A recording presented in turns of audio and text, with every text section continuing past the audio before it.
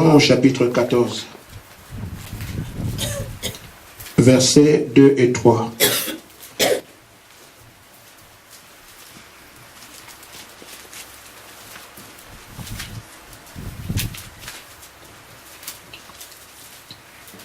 Il y a plusieurs demeures dans la maison de mon Père. Si cela n'était pas, je ne vous l'aurais pas dit. Je vais vous préparer une place. Et lorsque je m'en serai allé et que je vous aurai préparé une place, je reviendrai et je vous prendrai avec moi, afin que là où je suis, vous y soyez aussi. Amen. Amen. Amen. Amen. Luc 17, 26 à 30.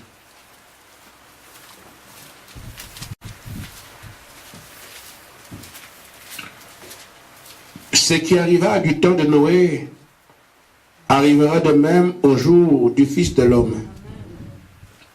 Les hommes mangeaient, buvaient, se mariaient leurs enfants, jusqu'au jour où Noé entra dans l'arche. Le déluge vint et les fit tous périr. Ce qui arriva du temps de Lot arrivera pareillement. Les hommes mangeaient, buvaient, achetaient, vendaient, plantaient, bâtissaient. Mais le jour où Lot sortit de Sodome, une pluie de feu et de soufre tomba du ciel, les fit tous périr. Il en sera de même le jour où le Fils de l'homme paraîtra. Amen. Luc 24, 7.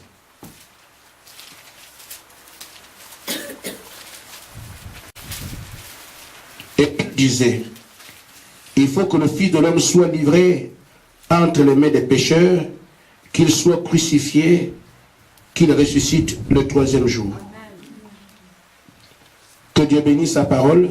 Amen. Dans la série de réunions que nous avons pour expliquer à la lumière du message certains piliers qui font les croyants d'aujourd'hui. Je parle des piliers bibliques. Et c'est pour ça que je souhaite que chacun puisse avoir sa Bible afin que nous soyons armés. Que non seulement nous puissions avoir les faveurs de Dieu, parce que la parole de Dieu dit « Mon peuple meurt faute de connaissance ». Et en dehors, l'assistance que Dieu peut nous donner, on nous permet aussi, comme on dit, de boucher les trous, des choses que nous ne comprenions pas, qui peuvent devenir claires désormais. Amen. Je vais donc parler tout simplement de l'avènement du Fils de l'homme. Je vous ai parlé des fondements du message. Nous avons touché un brin de cette partie, mais aujourd'hui, je voudrais quand même, si telle est la volonté du Seigneur, parler essentiellement de l'avènement du Fils de l'homme. Qu'est-ce que c'est? Nous venons de voir dans le livre de Jean, au chapitre 14, que le Seigneur s'adresse à ses disciples, à ses élus, à ceux qui ont tout quitté pour le suivre. Il leur dit, votre travail n'est pas vain. Je m'en vais parce qu'il faut que j'aille vous préparer la place. Et quand j'aurai terminé les préparatifs, je reviendrai vous chercher. Amen. Afin que vous soyez là où je suis aussi. Amen. Je crois que le monde des croyants aujourd'hui s'approprie facilement cette écriture, ce qui est normal. Jésus est parti, il va revenir nous chercher. Il va revenir chercher les croyants. Je ne rends pas les choses dures, mais les choses étaient ainsi et elles seront encore ainsi. Amen. Nous pensons simplement que quand on s'appelle Étienne, on devient chrétien. Quand on s'appelle Bernard, on devient chrétien. Si on est Mohamed, on est païen. Si on porte un nom qu'on ne comprend pas, on ne croit pas. Je crois que Dieu ne se fait pas dans le nom. Dieu parle ici des croyants. Et quand nous voyons en ce temps-là, il y avait des pharisiens que Jésus a appelés des tombeaux blanchis. C'était des hommes, quand vous les regardez, vous ne pouvez porter sur eux aucune accusation. Mais ce n'est pas à eux que Jésus s'adresse ici. Vous me suivez? Il y avait des pharisiens qui étaient des hommes de Dieu, qui dans leur prière en public, et tout le monde reconnaissait que c'était des serviteurs d'Éternel. Mais ce n'est pas à eux qu'on fait la promesse de la place qui est en haut. Ils n'en savaient même rien. Les pharisiens n'en savaient rien. Ils vivaient comme tout le monde. Et pourtant, Jésus piétinait la même terre qu'eux. Mais ils ne savaient rien au sujet des places qui étaient réservées. Amen. Les scribes non plus. Même s'ils priaient dans les bouts de Carrefour, ils adoraient véritablement Jéhovah. Mais ils ne savent pas qu'il y a des places en haut. Et pourtant, ils adorent Dieu. C'est donc ici une catégorie particulière. Des hommes qui ont reconnu le message de leur temps. Qui ont identifié le Messie. Qui, après avoir fait un bout de chemin avec eux, alors qu'il est en train de partir, leur dit: si je m'en vais, c'est pour vous préparer une place. Et je reviendrai vous chercher. Amen. Il s'adressait à des hommes et des femmes qui étaient devant lui. Amen. C'était donc quelque chose qui est ici à la portée d'un groupe qui peut être considéré comme un groupe privilégié. Amen. Ce sont ici les élus. Mais tout le monde aisément peut se dire: Jésus viendra, parce qu'on lit la Bible. Les pharisiens ont lu la même Bible que Pierre, mais ils ne savaient rien au sujet de la place préparée. Amen. Et du départ de Jésus. Amen. Les Sadducéens ont lu la même Bible, la même Torah, mais n'étaient pas au courant de ce programme dont nous parlons aujourd'hui. Et je crois que les choses ne changent pas. Parce que Jésus est le meilleur aujourd'hui pour toujours. Amen. Amen. Amen. C'est ceux de la catégorie de Pierre dans cet âge qui verront son avènement. Amen. Ces élus qui auront reconnu ce que Dieu fait pendant qu'ils vivent. Amen. Alors Jésus de Pierre sera également leur Jésus aujourd'hui. Parce que dans ce temps, ils ont répondu au même appel du même esprit. Amen. Mais il faut identifier qu'est-ce que l'esprit fait aujourd'hui. Nous sommes donc dans le dernier âge. C'est ce que l'esprit a prévu faire qu'il fera aujourd'hui. Si tu arrives à l'identifier, alors tu peux te dire: la place est pour moi. Amen. Parce que l'esprit qui a fait la promesse aujourd'hui est en train de s'adresser à moi. Amen. Mais si tu consultes ta religion, tu comptes sur le nom de ton père, ou je ne sais quelle autre considération, Jésus lui s'adresse ici aux élus. Amen. Maintenant, il y a quelque chose que nous devons comprendre. En tant que le Dieu, la parole ne saurait nous être cachée. Elle doit nous être révélée. C'est pour ça que Jésus s'adressait à tout le monde en parabole, mais à ses élus, il leur dit: il ne leur est pas permis de croire, de comprendre. Mais à vous, il a été donné de comprendre ces choses. Amen. Amen. Jésus, la parole, il savait que là dans lequel il vivait était un âge d'aveuglement. Ésaïe avait dit: le peuple serait aveugle. Dieu ne voulait pas qu'il croie parce qu'il va les guérir. Il ne voulait pas qu'il croie sinon il va les sauver. Mais il fallait qu'eux ils soient aveugles. Mais parmi les aveugles, il y a quand même quelques-uns qui verraient. C'est pour ça que Jésus, en parlant à la foule, il voit que la foule devait être aveugle. Alors on ne comprendrait rien. Et je ne peux pas me lancer à leur éclairer des choses alors que ma parole a prévu qu'ils seraient aveugles. Amen.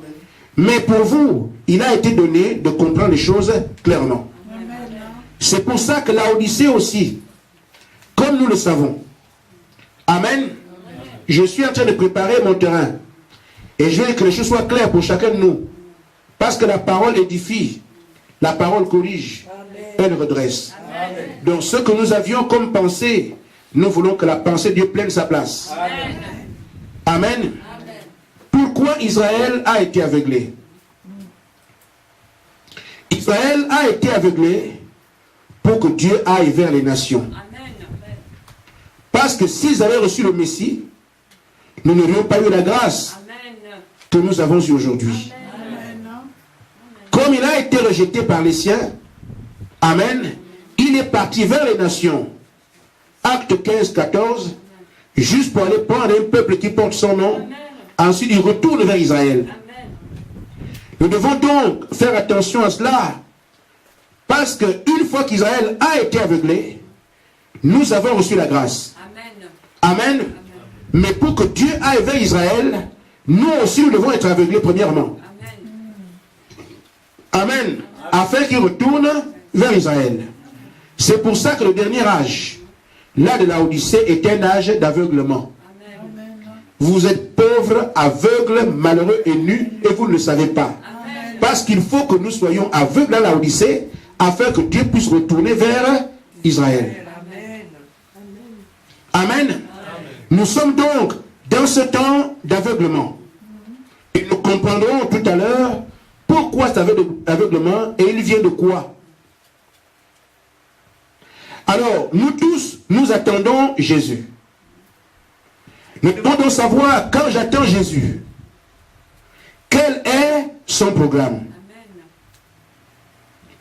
Je dois premièrement vous dire que pour le même Jésus, depuis qu'il est parti, il y avait encore deux avènements. Et c'est là que la confusion doit être ôtée, Amen. pour que les choses soient claires pour chacun de nous. Amen. Nous venons de lire dans Luc 24 qu'il faut que le Fils de l'homme soit crucifié. Qui est le Fils de l'homme? Jésus. Amen. Amen. Mais il dit dans Luc 17, verset 30 que le Fils de l'homme revient. Amen. Amen. Amen. Nous lisons aussi dans 1 Thessaloniciens au chapitre 4.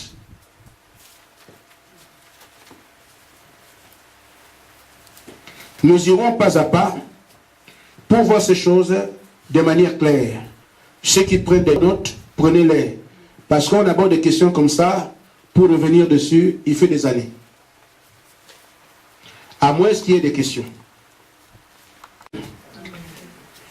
Dans 1 Thessaloniciens 4, verset 16 à 17. Car le Seigneur lui-même a un signal donné à la voix d'un archange et au son de la trompette de Dieu, descendra du ciel, et les morts en Christ ressusciteront premièrement. Amen. Ensuite, nous les vivants qui serons restés, nous serons tous enlevés avec eux dans les nuées à la rencontre du Seigneur dans les airs. Ainsi, nous serons toujours avec le Seigneur. Si nous avons bien entendu ce qui a été lu, ou pour ceux qui ont des Bibles, nous avons bien lu. Vous verrez que l'avènement du Seigneur, qui est dans 1 Thessaloniciens 4, le Seigneur ne touche pas la terre. Amen. Mais ceux qui sont morts en Christ et ceux qui sont vivants vont monter, Amen. le rencontrer dans les airs. Amen. Ça, c'est l'avènement du Seigneur. Amen. Vous comprenez? Maintenant, nous allons voir dans Luc 18 au verset 8.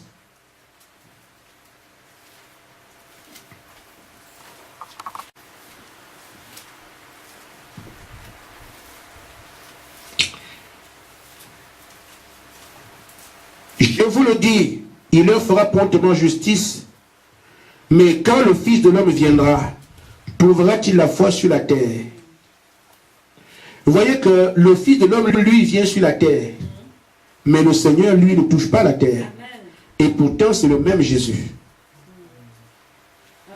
Donc, beaucoup attendent le retour du Seigneur sans savoir exactement de quoi il est question. Amen. Amen.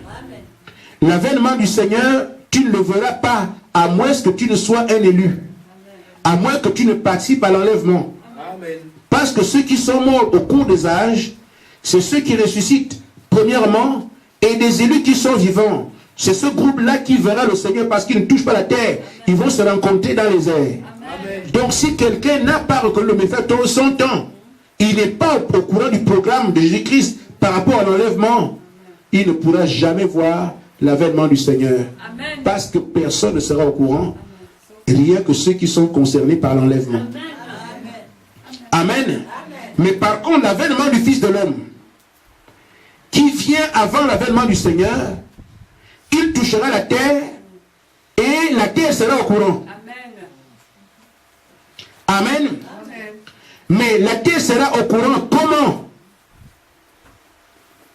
C'est un temps où le Fils de l'homme prêchera la parole comme d'autres prédicateurs sur la terre. Amen. Mais il faut être capable de voir son ministère. Amen. Amen. Ce ne sont pas des choses simples. Amen. Les théologiens vous rendront ça simple, mais d'après les Écritures, ce n'est pas simple. Amen. Il faut être capable. Parce que beaucoup ne croient pas que Jésus-Christ viendra prêcher comme il a fait en Galilée. Or, les Écritures montrent que Jésus, quand il vient, dans Luc 18, 8, il dit, il vient dans un moment, trouverait-il la foi sur la terre? C'est le temps, il faut encore que les gens croient. Amen.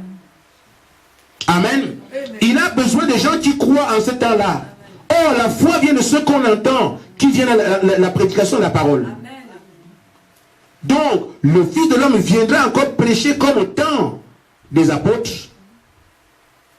Mais demande, est-ce que les gens croiront? Si le Seigneur pose cette question-là, est-ce qu'il y aura des gens qui croiront en ce temps-là? Parce que c'est un temps difficile. Il y a des prédicateurs de toutes sortes. Il y a toutes sortes de religions sur la terre.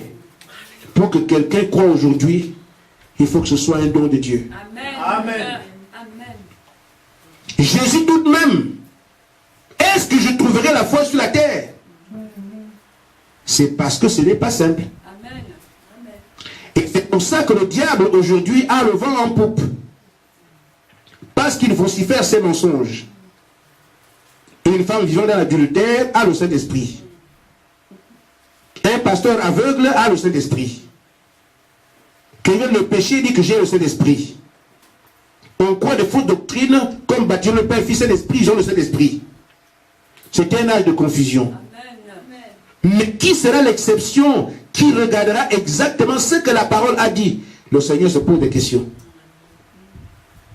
Qui sera cette femme-là qui va voir exactement ce que ma parole a dit? Parce qu'il dit, si vous m'aimez, gardez mes commandements. Qui est celui-là qui gardera exactement ma parole telle que je l'ai donnée? Jésus se pose des questions. C'est un âge compliqué. Mais allez voir partout. Jésus est mort pour tout le monde. Nous sommes maintenant dans la grâce. La grâce aujourd'hui veut dire on peut pécher, Dieu a pardonné. Amen. C'est comme ça qu'on explique la grâce. Une femme qui dit je ne peux pas divorcer de mon mari, je suis une chrétienne. Oh, ça c'est l'ancienne loi. Oh, mais maintenant la grâce, tu peux divorcer, ça ne veut dire pas un autre homme. Parce que la grâce est sur nous. La grâce est devenue une autorisation à pécher. C'est simplement là une confusion. La grâce, c'est que tu sais, tu as fait quelque chose de mal. Tu mérites d'être condamné. Et tu es déjà condamné. Et quelqu'un te dit, je prends ta place, va libre. Mais ne pêche plus. Amen. Amen.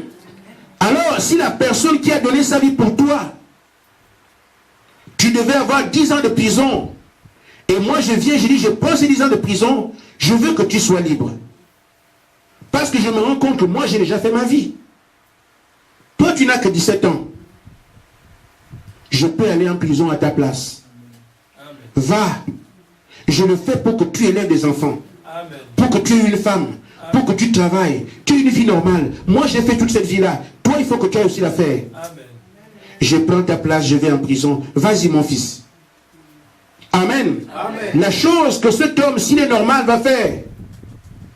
Le papa qui est allé en prison à cause de moi, qu'est-ce que je peux faire pour le rendre heureux?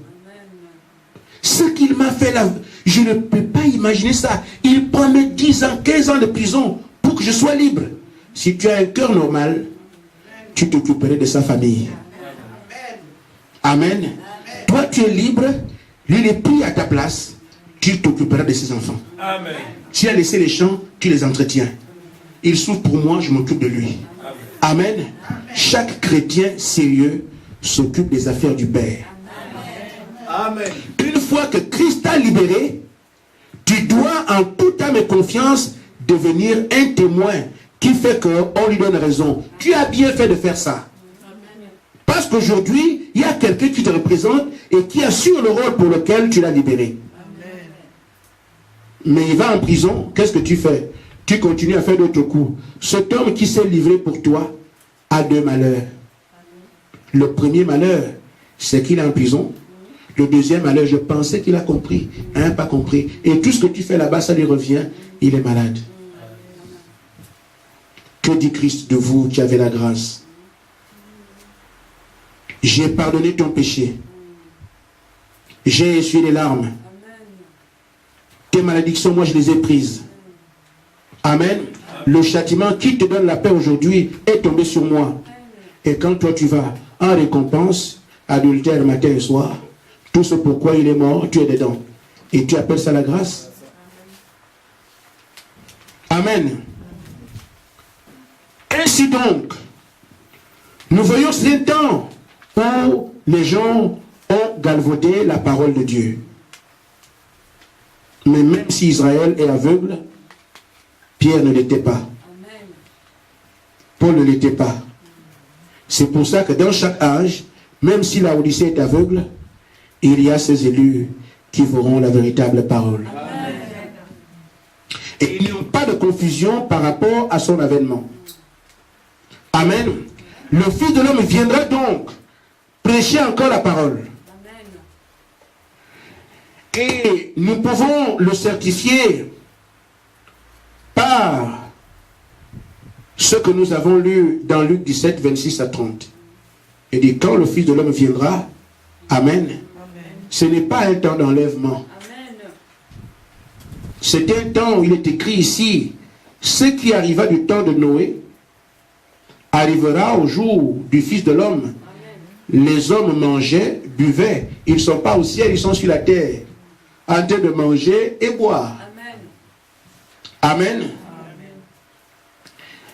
Les hommes mangeaient, buvaient, se mariaient leurs enfants, jusqu'au jour où ils entraient dans l'arche, le légionnaire les fit tous périr. Mais nous avons ici ce qui s'est passé au temps de Noé. Correspond bien au temps où le Fils de l'homme vient sur la terre. Mais qu'est-ce qui se passe? Les hommes mangent, ils boivent, ils font des fêtes. La vie sera aussi naturellement qu'elle est aujourd'hui.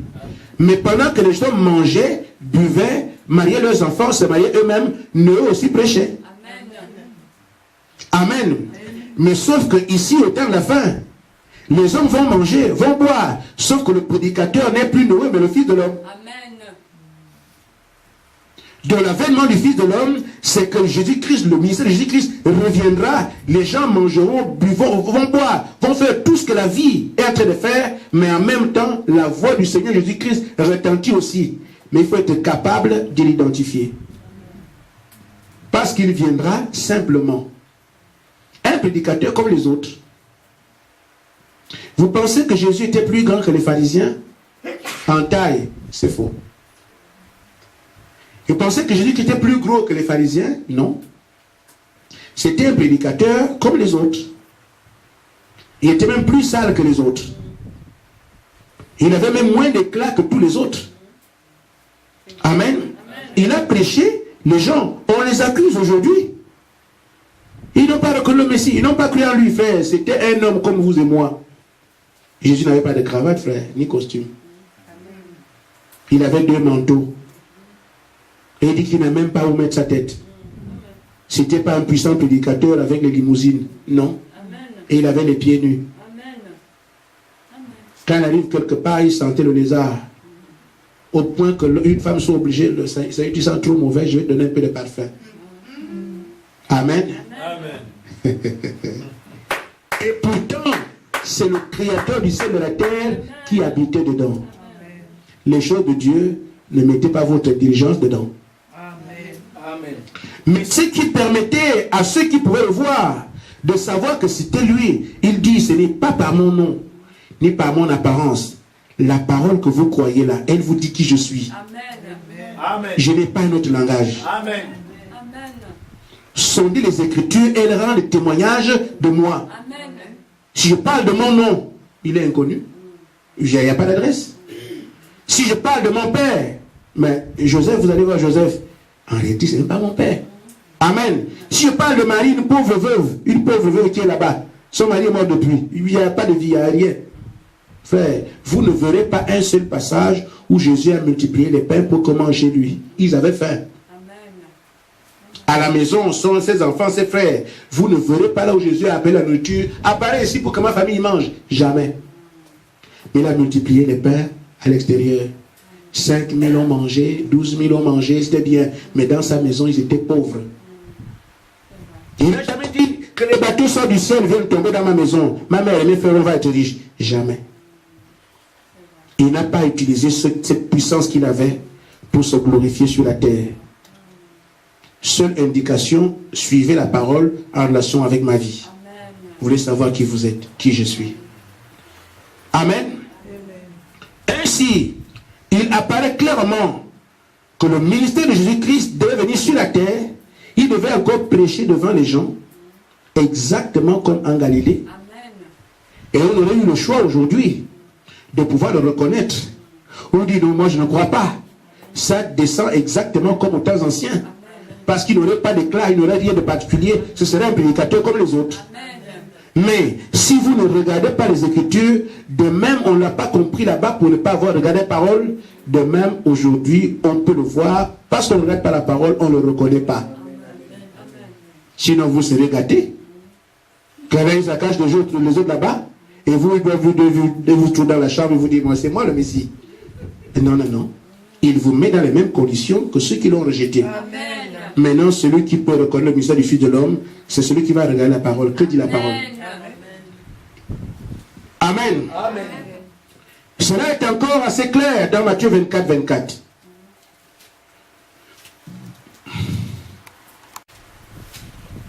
Amen.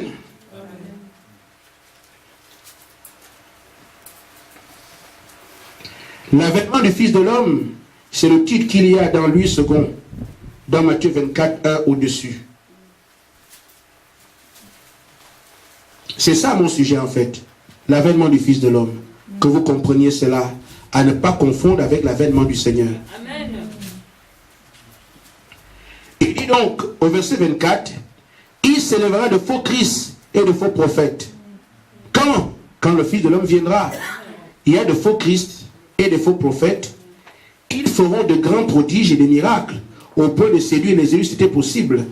Amen. Nous sommes encore au temps où les faux prophètes prêchent. Les gens font encore des signes et des miracles. Ça veut dire que nous sommes encore sur la terre. Ce n'est pas l'avènement du Seigneur qui vient prendre l'église. Et donc quand quelqu'un dit Jésus est parti nous préparer une place et qu'il reviendra, tu dois savoir de quoi tu parles. Amen. Amen. Amen. La promesse est pour les croyants.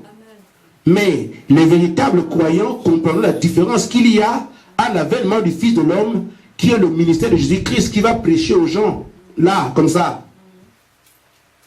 Et l'avènement du Seigneur, qui lui ne touche pas la terre. Les gens qui auront cru son message montent directement. Amen. Ainsi, je reviens donc en parlant du ministère du Fils de l'homme. Je vous ai montré dimanche dernier, d'après ce qui est écrit ici dans Matthieu 24, 27, car comme l'éclair part de l'Orient se monte jusqu'en Occident, tel sera l'avènement du Fils de l'homme. En quelque lieu que ce soit, là s'assembleront les aigles. Amen. Et cela est en relation avec l'avènement du Seigneur. Pas l'avènement du Fils de l'homme cette fois-ci, mais l'avènement du Seigneur. Je vais conclure là-dessus en disant ceci.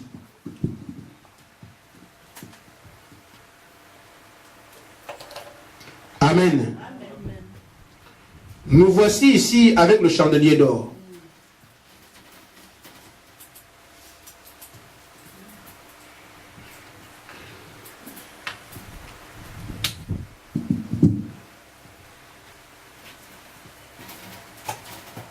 Amen.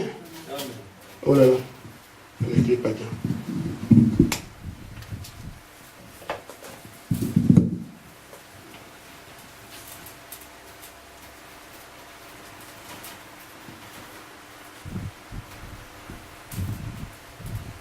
Jésus entre ses mains les 7 étoiles dans Apocalypse 1, du verset 12 jusqu'à 20. Amen.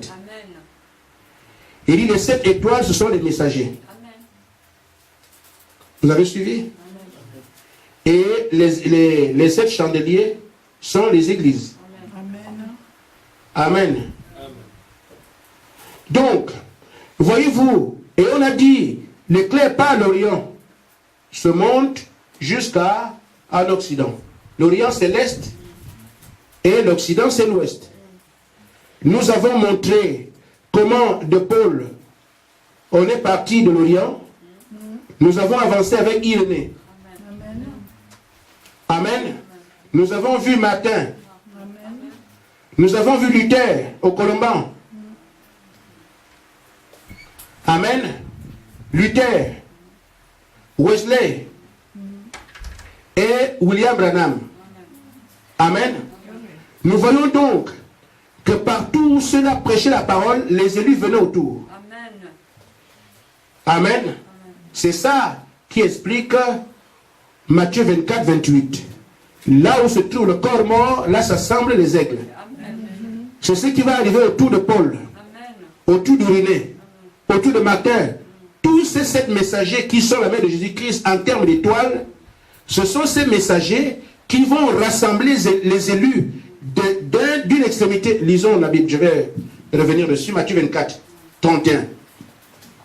Il dit, il enverra ses anges. Or, nous avons vu là-bas, les étoiles sont des anges des églises. Amen. Il enverra ses anges avec la trompette retentissante. Ils rassembleront les élus des 4 vents, depuis une extrémité de la terre, des cieux, jusqu'à l'autre. Et depuis l'extrémité de la terre, amen, ce sont ces anges, ou ces messagers qui rassemblent les élus. Amen.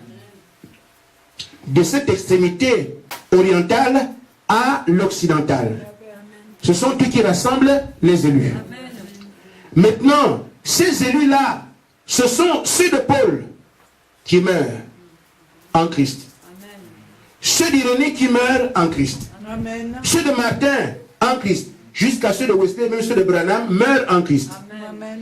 Mais nous qui serons vivants, amen, nous serons, il faut d'abord qu'ils soient ressuscités Amen. et viennent nous retrouver, nous les vivants, afin que tous ceux-là et nous qui avons cru au même ministère du Fils de l'homme. Amen. Vous me suivez? Amen. Qu'est-ce que je démontre ici? Qui part de l'Orient à l'Occident. C'est l'avènement du ministère du Fils de l'homme. Amen. Donc le Fils de l'homme a prêché à l'Est. Oui. Mais si tu cherches à le voir, tu ne peux pas. Parce que c'est Paul qui incarnait ce ministère-là. Amen. Et Paul faisait les choses que Jésus a faites. Amen. Amen. Si tu veux le voir ici, pourquoi en réalité, si tu vois le chandelier d'or, amen, ici c'est la cuve d'huile, l'huile va ici, alimenter l'église. L'huile vient ici, alimenter ici. L'huile vient de là, alimenter ici. Vous voyez que dans tous les âges, les mèches sont plongées dans l'huile. Amen. Mais cette huile, c'est quoi? C'est le Saint-Esprit. Oui, amen. C'est Jésus-Christ. Amen. Amen.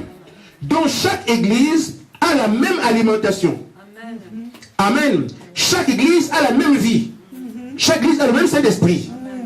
Ce qui fait que ceux qui reçoivent les messages dans les églises reçoivent la vie. Et ce sont eux qui sont morts en Christ. Amen. Amen. Or, qu'est-ce qui fait qu'ils se réveillent? C'est que l'étoile vient refléter la lumière du soleil que Jésus-Christ. Amen. Ils reçoivent le Saint-Esprit, mais vont dans la tombe. Mais à bien regarder, c'est le Fils de l'homme qui est en train de sélectionner son œuvre. C'est Jésus-Christ lui-même à travers Paul. Parce qu'il a les étoiles entre ses mains, c'est lui qui les envoie. Ces étoiles sont ses représentants d'âge en âge. Amen. Paul a été clair avec nous là-dessus. Ce n'est plus moi qui vis, c'est Christ qui vit en moi. Amen. Amen. Et c'est comme ça que tous les messagers ont porté le ministère du Fils de l'homme. Qu'est-ce qu'ils font? En train de sélectionner ces élus d'âge en âge, d'âge en âge. C'est donc à la fin ici, amen, que tous ceux qui sont morts en Christ au cours des âges vont rejoindre nous les vivants et nous montons retrouver le Seigneur dans les airs. En réalité, c'est lui-même qui avait déjà sélectionné ses élus avant. Les deux avènements du Seigneur, le Fils de l'homme et le Seigneur, c'est quoi? C'est qu'il vient d'abord comme un prédicateur pour rassembler ses élus. Ensuite, ceux qu'il a rassemblés ici, il revient avec la chair pour le pain les amener. C'est pour ça que la Bible dit que c'est Jésus-Christ le seul unique pasteur. Amen. Amen. Amen. Claire. Ainsi, si tu n'as pas reconnu le ministère du Fils de l'homme dans ton âge, il n'y a rien que tu puisses faire pour t'enlever. Amen.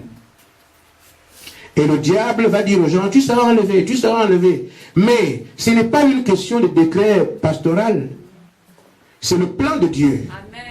Il vient d'abord comme Fils de l'homme. Il prêche lui-même devant les gens.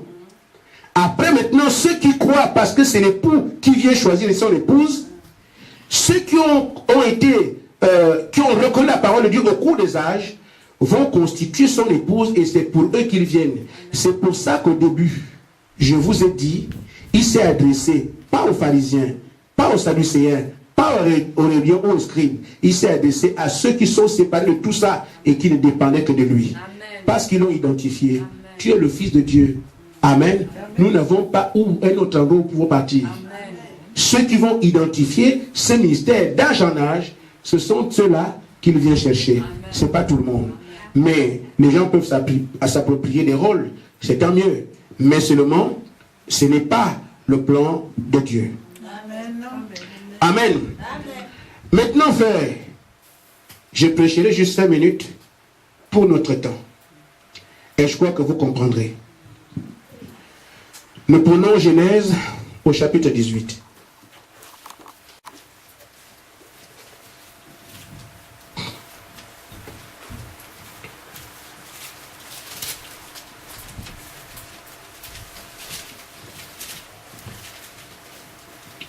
Amen.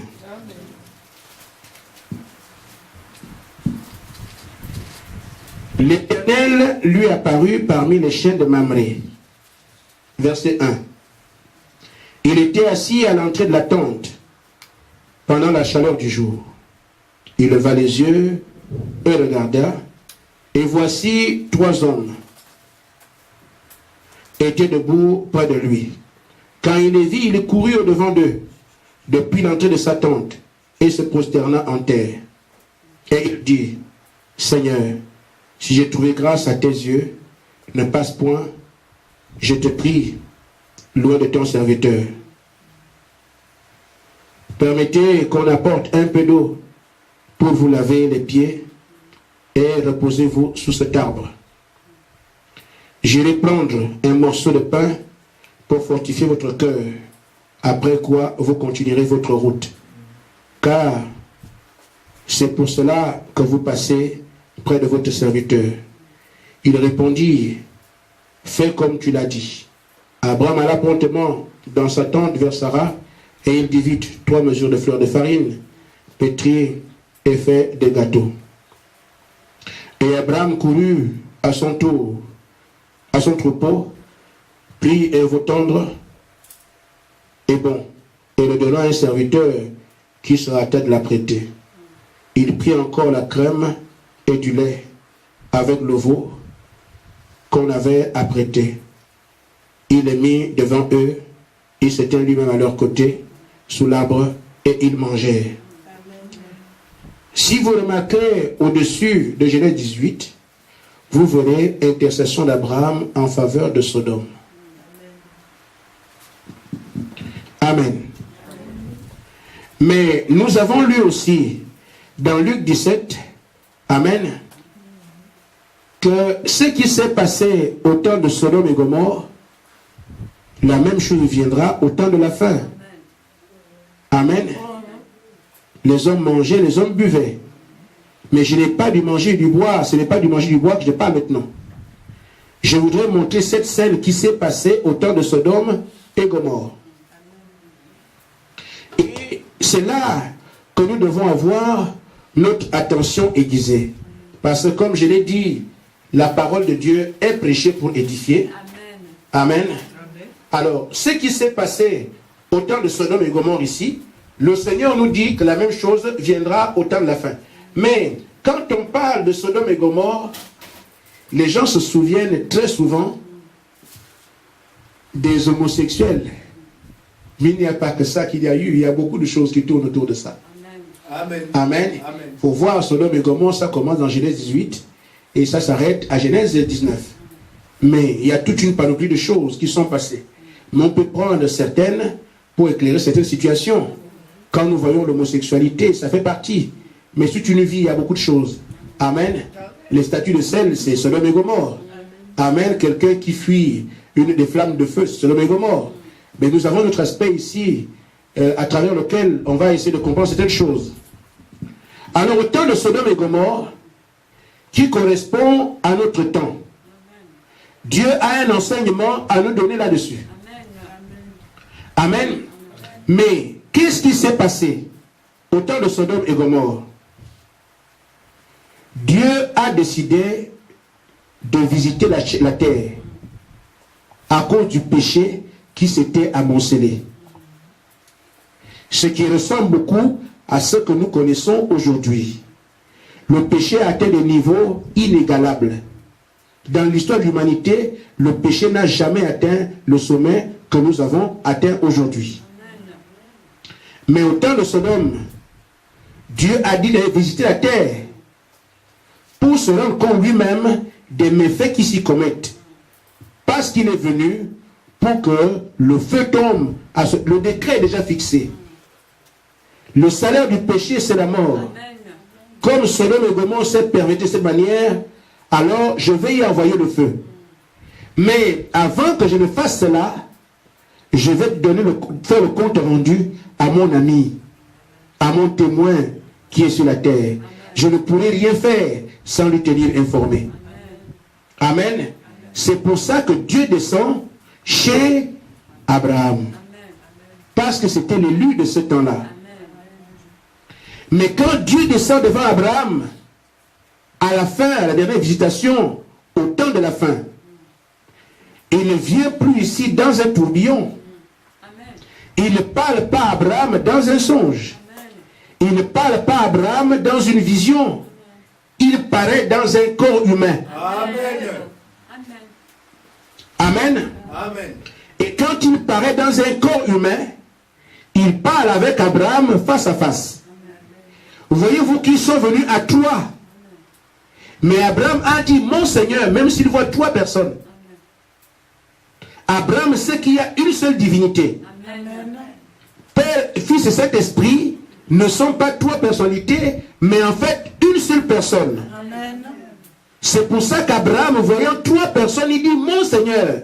Amen. Il faut être un élu pour voir ça. Amen. Alors, qu'est-ce que Dieu fait? Il vient avec Abraham. Abraham sait sa relation avec son Dieu. Il dit, mon Seigneur, comme tu en as la chair, il faut qu'on mange.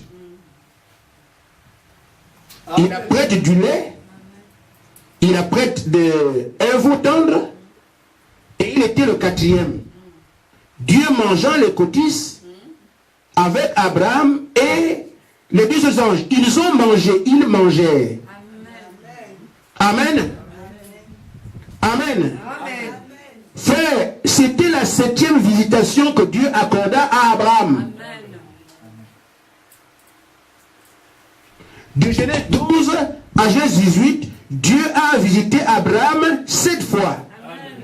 Dans la 7e fois ici, Dieu paraît en chair. Amen. Il mange avec Abraham. Amen. Mes frères, c'est exactement ce que Dieu a fait avec Israël. Dieu a marché avec Israël 7 fois aussi. Et la dernière fois, la 7e fois, Jésus-Christ est devenu chair. Amen. Israël était en Égypte. J'espère que ça va aller.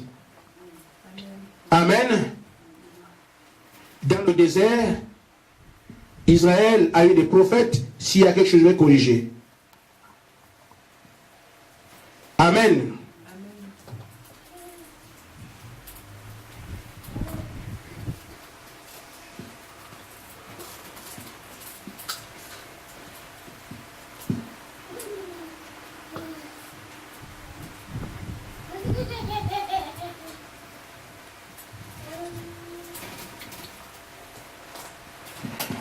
Amen.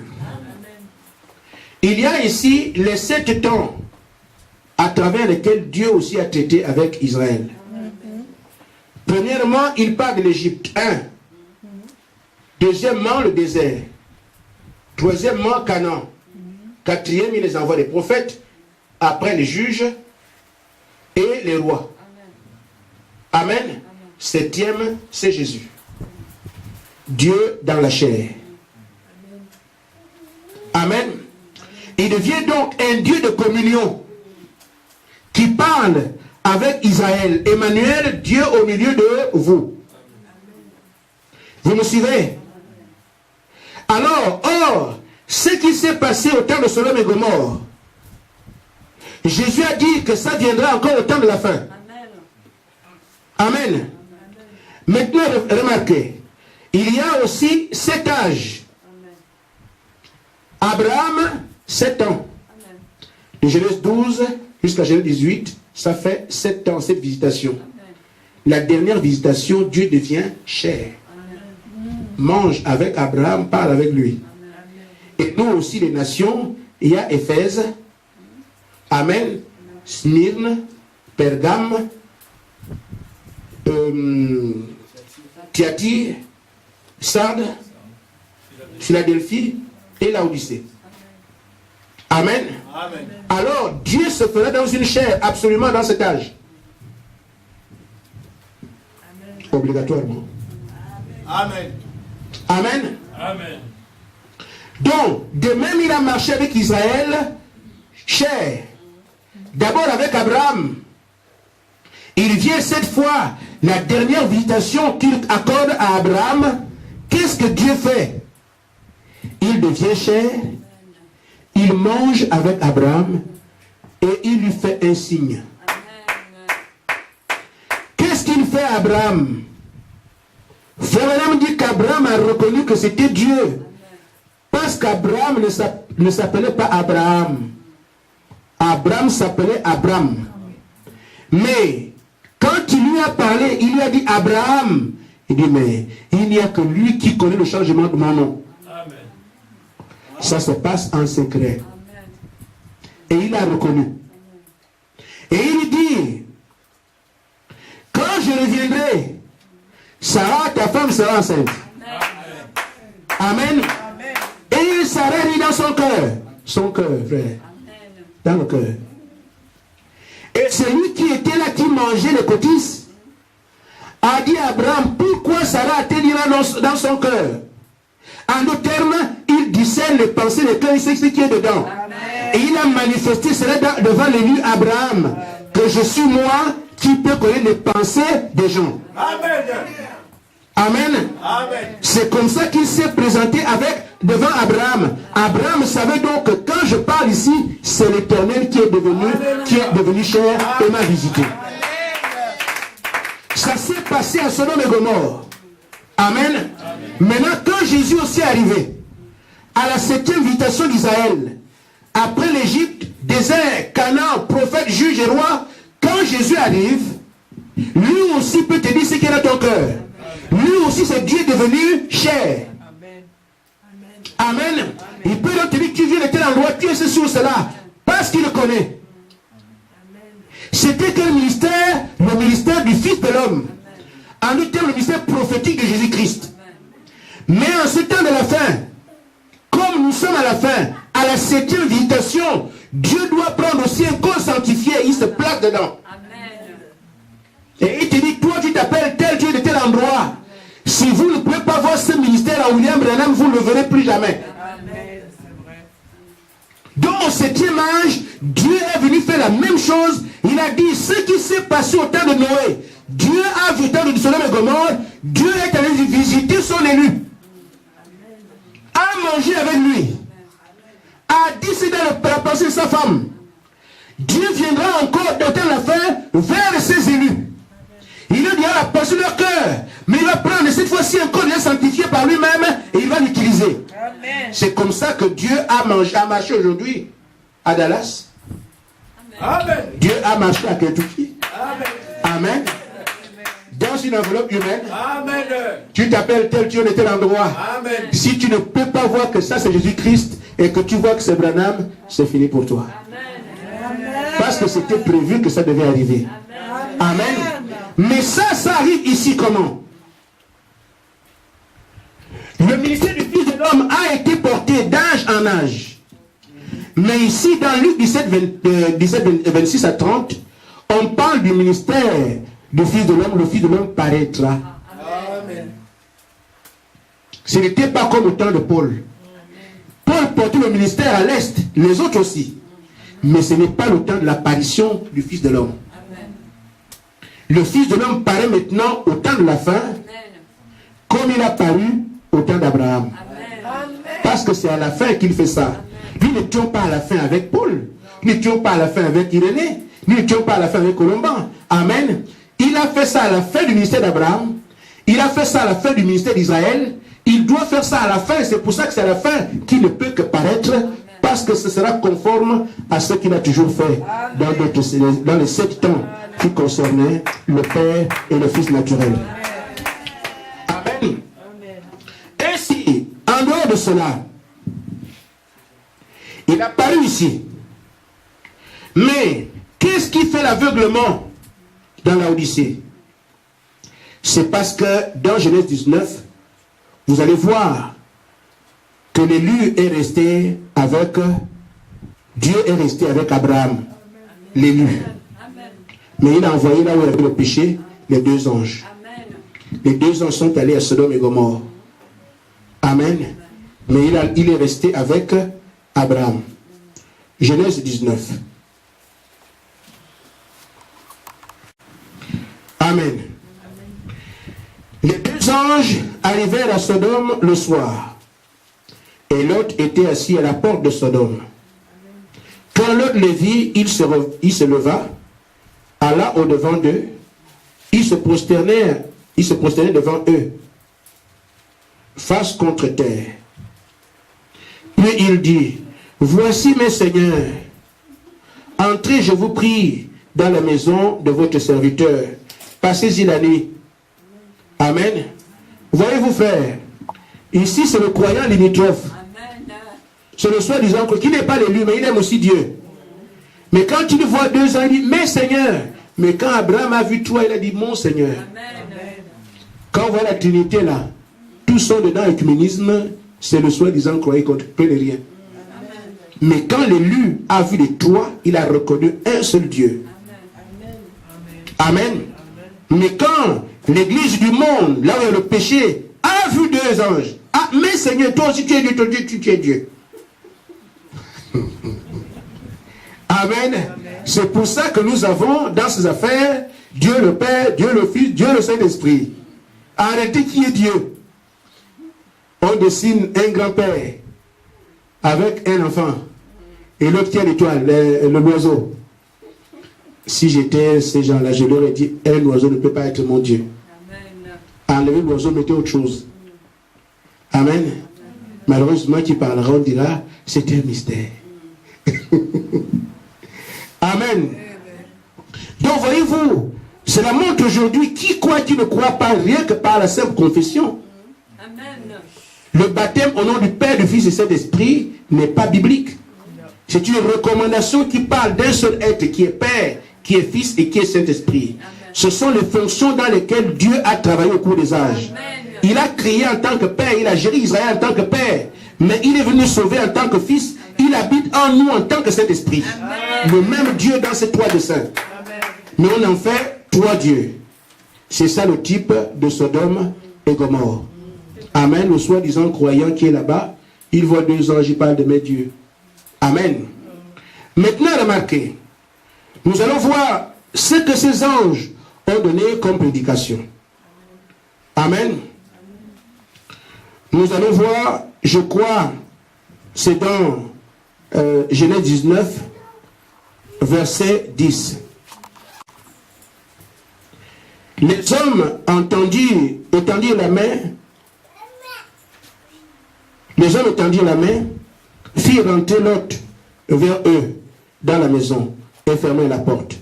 Ils frappaient d'aveuglement les gens qui étaient à l'entrée de la maison, puis du plus petit jusqu'au plus grand, de sorte qu'ils se donnaient de peine inutile pour trouver la porte. Amen. Vous me suivez? Amen. Est-ce que vous me suivez? Amen. Vous suivez vraiment? Amen. Je vais encore lire. Les hommes, les deux anges, vous lisez en haut, vous comprenez la suite. Les deux anges étendirent la main, firent entrer Lot vers eux dans la maison et fermèrent la porte. Ils frappèrent d'aveuglement les gens qui étaient à l'entrée de la maison. Puis depuis le plus petit jusqu'au plus grand, de ceux qui se donnèrent une peine inutile à trouver la porte. Amen. Ces deux anges, qu'est-ce qu'ils ont fait? Ils vont faire. Alors que là-bas, amen. Amen. Alors que là-bas, l'ange qui est resté avec Abraham, a mangé avec Abraham, est resté avec Abraham, lui promet alors qu'il aura un fils. La vie s'abeille là-bas. Amen. Mais les deux anges, quand ils arrivent à Sodome et Gomorrhe, qu'est-ce qu'ils font? Ils frappent le peuple d'aveuglement. Amen. Amen. Amen. Quand le peuple est aveuglé, il est précisé ici, ils se sont donné de la peine à utiliser la porte, à avoir la porte, mais ils ne pouvaient pas. Mais la porte, c'est le Seigneur Jésus-Christ.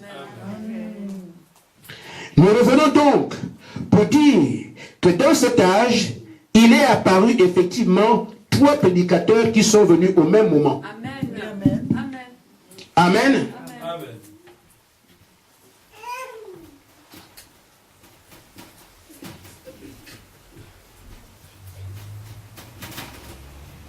Oui.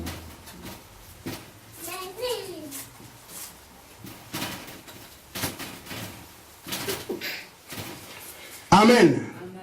Ces 3 prédicateurs sont venus en ce temps de la fin, les 3 en même temps. Amen. William Branham, Billy Graham, Oral Robert. Exactement comme Genèse 18. Amen. Amen. L'un a manifesté le ministère de celui qui a mangé. Amen. Amen. Amen. Il a discerné les pensées des cœurs. Mais quand il fait ça, quel est son message? Il s'adresse aux élus. Amen. Amen. Amen. C'est pour ça que nous parlons d'élection, on parle du message. Amen. Frère, la parole est bonne. Amen. Et elle est claire. Amen. Vous ne trouverez pas la moindre rature. Amen. Si William Branham est dans le monde, on se poserait des questions. Mais il s'adresse au peuple élu. Amen. Et c'est là que Dieu est en dans la chair de William Branham pour faire le ministère du Fils de l'homme que Jésus a porté. Amen. Et non seulement il a manifesté le ministère du Fils de l'homme en termes d'apparence, mais également tout ce que Jésus faisait, on l'a fait dans le ministère de William Branham. C'est pire. Amen. Pile poil. Amen. Mais vous avez les deux autres qui eux prêchent à l'église mondaine. C'est là qu'ils les rendent aveugles. Mais comment les rendent-ils aveugles? Quand Jésus est venu, qu'est-ce qui a aveuglé ceux qui ne l'ont pas reconnu? Ce sont les pharisiens. Amen. Les sadducéens. Amen. Les scribes, hérodiens et tout ça. Ce sont eux qui ont empêché les gens de voir qui est Jésus. Amen.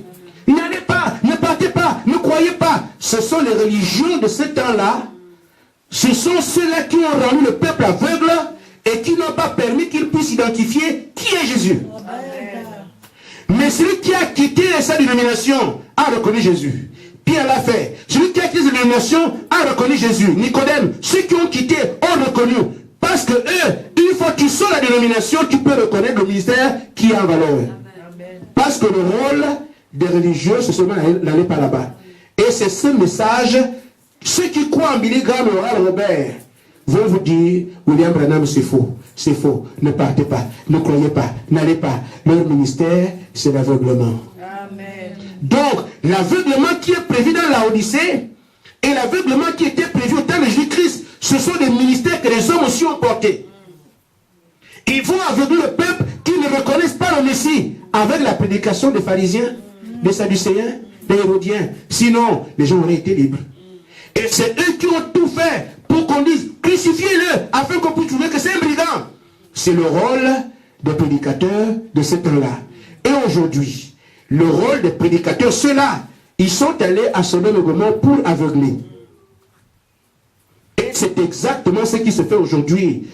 Tous les évangéliques sont derrière Billy Graham. Amen. Tous les pentecôtistes sont derrière Oral Robert. Amen. Ce sont les deux courants qui sont là aujourd'hui. Amen. Et c'est le message qui est le seul à l'extérieur.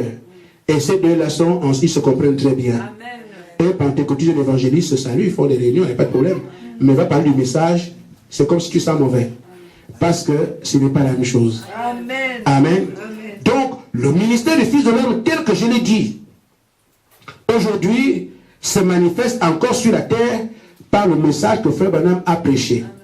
Parce que Frère Branham n'est pas le message. Il est le messager. Mais dans le message, vous trouverez clairement le ministère du Fils de l'Homme. Quand il a utilisé le corps de Frère Branham, vous pouvez l'écouter, vous pouvez lire, voir ça clairement. Amen. Amen. Amen. C'est ce ministère alors qui, dans le message, continue à rassembler les élus aujourd'hui. Amen. Ceux d'Éphèse, ceux de Pergame et de Smyrne, et nous, ce n'est plus le ministère du Fils de l'Homme qu'on attend aujourd'hui. Amen. Parce que cette écriture est déjà accomplie. Maintenant, l'Église attend une seule chose, c'est de monter dans les airs. 1 Thessaloniciens 4, l'avènement du Seigneur. Shalom.